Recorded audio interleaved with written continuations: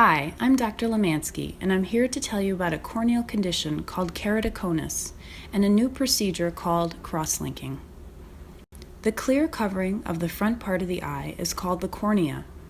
The cornea is important because it affects how light is directed into the eye, so it's important for good vision. The normal cornea has a certain amount of curvature to it.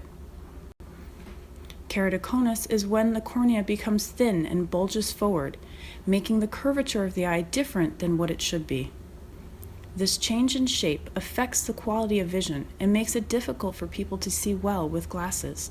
In the beginning stages of keratoconus, a person may be able to see well with contact lenses because a contact lens can push the cornea back into position.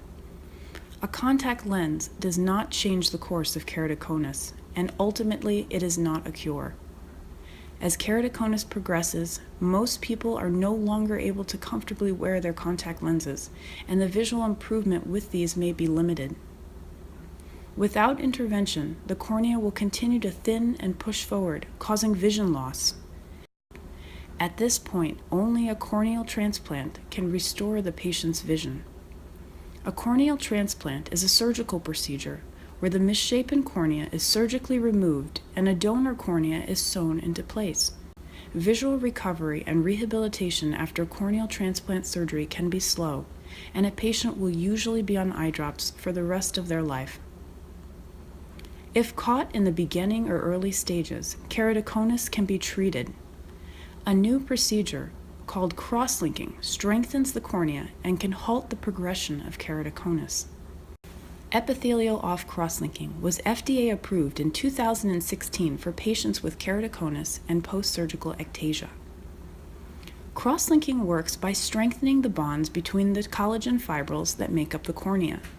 The combination of riboflavin, or vitamin B12, and ultraviolet light allow this strengthening process to happen. Crosslinking has helped many patients halt the progression of corneal thinning, avoid future vision loss, get back into wearing their contact lenses, and avoid corneal transplant surgery. If you have the diagnosis of keratoconus or post-surgical ectasia, you may be a candidate for crosslinking. Crosslinking is an in-office procedure performed by an ophthalmologist. First, your eye doctor will numb the surface of the eye and the cornea with drops. After you are comfortable, your doctor will gently sweep away the top layer of the cornea, called the epithelium. Riboflavin eye drops are then dropped onto the surface of the eye over a half an hour. Your doctor will check to make sure that the riboflavin has soaked into the cornea the right amount. When your cornea is ready, a special UV light will be shined onto your cornea for half an hour. At the conclusion of the procedure, your doctor will put antibiotic drops into your eye and insert a clear bandage contact lens. You will keep the bandage contact lens in place until the epithelium has regrown.